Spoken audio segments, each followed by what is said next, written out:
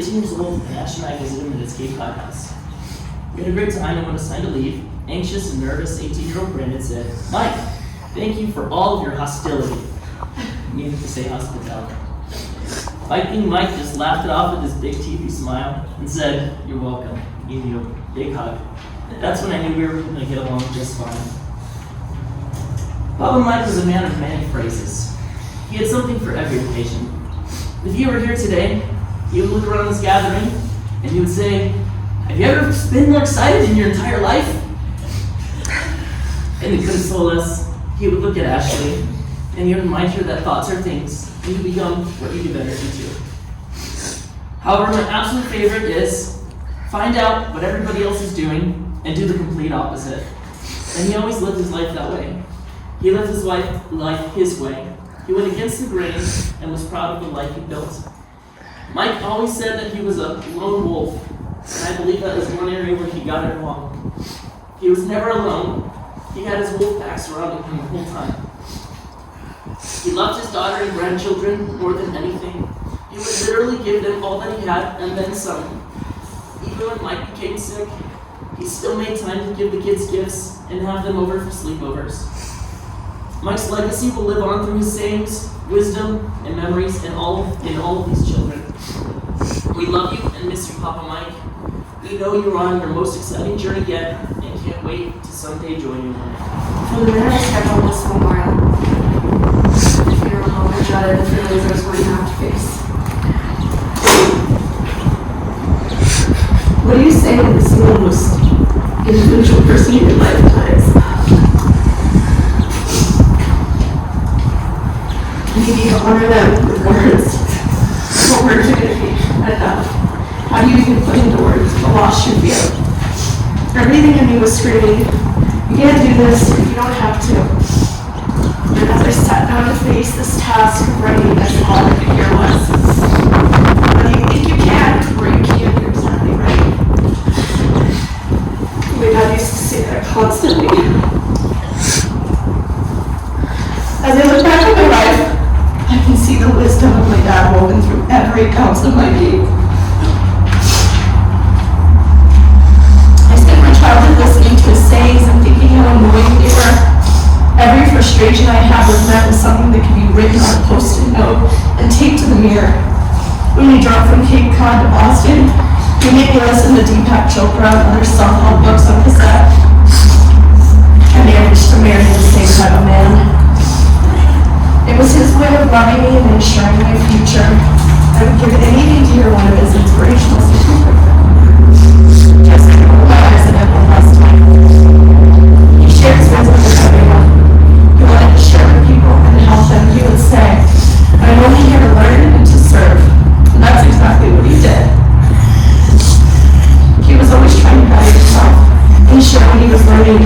He was the king of self-help books, often owning more than one copy, just in case he came across someone who needed it.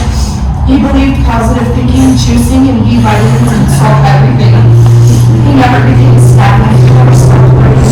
I feel so privileged to be raised by a parent with that mindset.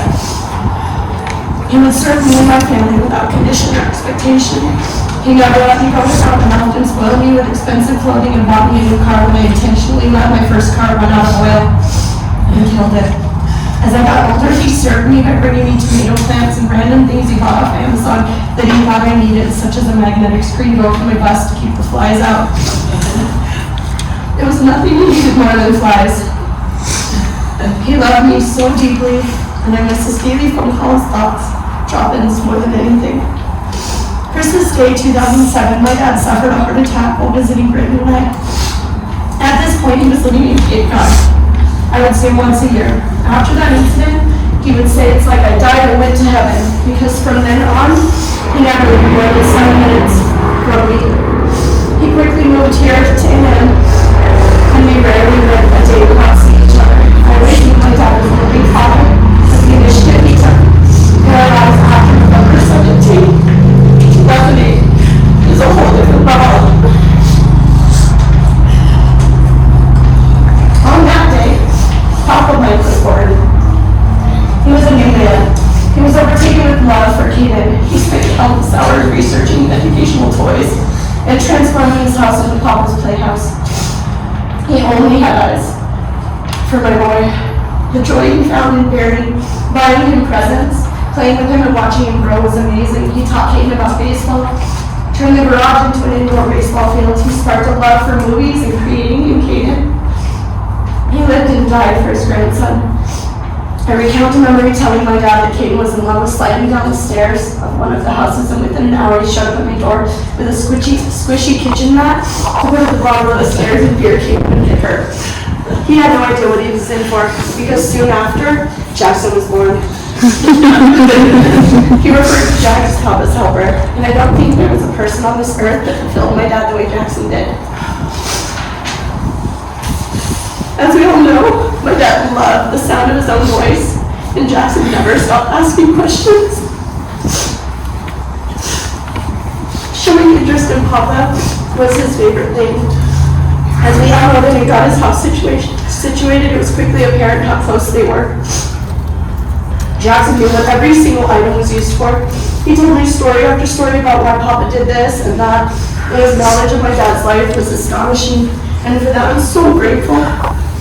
He paid attention and took interest when often I didn't make time. So for that, Jackson, thank you.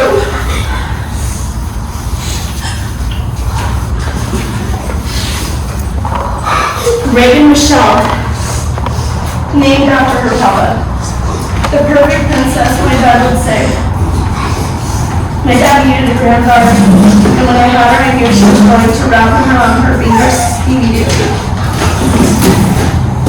The boys would help him with chores, and he would pay them by buying them new fun toys, and he would get her one anyways, even though she didn't help. The boys would get so frustrated, and he would say, she gets a toy too, because she's Papa's princess. Soon, Papa's playhouse turned pink and sparkled with glitter, and the boys were forced to watch Doc McStuffins and Sophia the First. He loved you guys so much. He loved setting up the pool for you in the summer, taking you to the park to drive your RC cars. He loved going to monster truck rallies with you, taking you to weird live dinosaur shows that Dad and I refused to buy expensive tickets to. Papa lived and died to make your life fun, the same way he did for my childhood, fun and memorable. I'm so sorry that you lost your papa. Even though this is super tough, I'm so grateful you guys were able to enjoy the time you had with him. As I try to bring my thoughts to a close, I know my dad would want us all to walk away with something. I want his wisdom to live on. Let's remember the man he was at his core. Let's keep his memory alive. Let's chase bettering ourselves. Let's embrace the hard and work through it. Never become complacent and satisfied. Remember that thoughts are things and the hard work pays off. Never stop watching Seinfeld. Juice every single day. Pursue fun experiences and making memories with people you love. Because tomorrow isn't promised. I'm going to leave it with the last quote. The past is history, and the future is a mystery, and this moment is a gift. That's why we call it the present.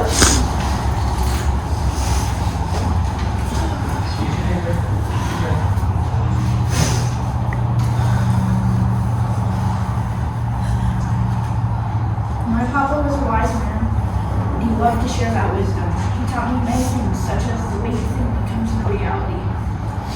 He also was very generous and thoughtful. He loved giving gifts and making us happy.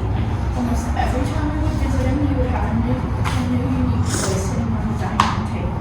He loved making memories and traditions with us. He would take us to Chuck E. Cheese, monster truck shows, and the circus.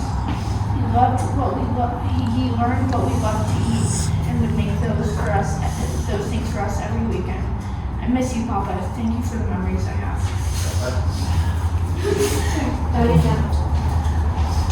Uncle Mike was a thoughtful person. He loved and cared about everybody. He would spend hours on Amazon trying to find the perfect presents for me.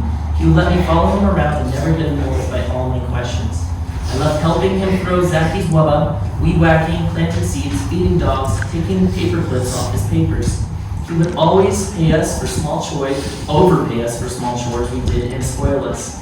My favorite memory of my papa is watching football at his desk with him. He taught me all about football and Tom Brady. taught me about the Red Sox and the Patriots.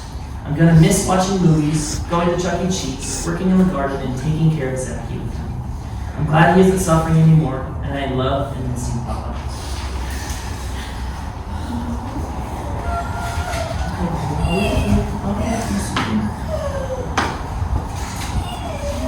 My Papa was a great guy.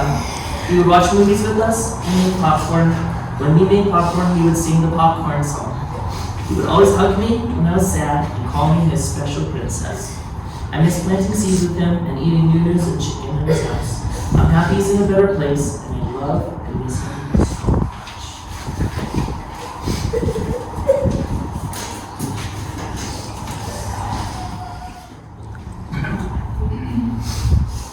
Tough day, guys. Tough day. Your grandpa Mike taught me.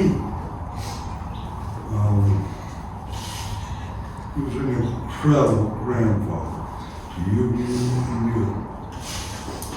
It's hard today, but forever keep him in your mind, your memories, and your prayers. And don't forget, he's always looking down on you guys, okay? That's pretty much it. He's a great man.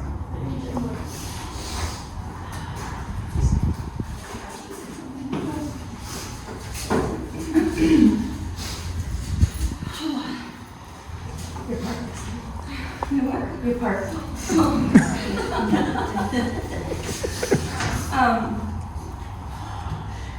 I actually remember my first time I actually met your dad. And he immediately put a smile on my face. And at your wedding, I was giving my speech, my maid of honor speech, and I had said something like, thank you for always letting me borrow your clothes even though I never gave them back. And he stood up and said, that's where all my money is going. But your dad was like a second dad to me. Even though we weren't super close and we see him all the time, I still called him dad. And I just want you to know forever, you're never going to go through this alone. And we're always going to be family. And you guys are so important to me, you three. And you guys will always have family in me and Uncle Bill, always. And I'm going to miss him so much, Ash. And this isn't easy for all of us, and it's not. I can't imagine what today must feel like for you, because it's not even easy for me. So I just love you guys, and we're always family.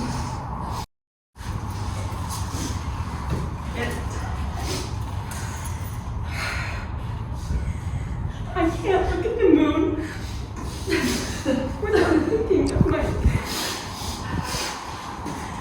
So no, I'll always text you. Never stop doing that. I will always miss his random text messages of all the things that he gave us and our voice and sharing those things with him. And I know that his phone number has been Kaden's now, so I used to send it to Kaden. I'm still sending it. He was a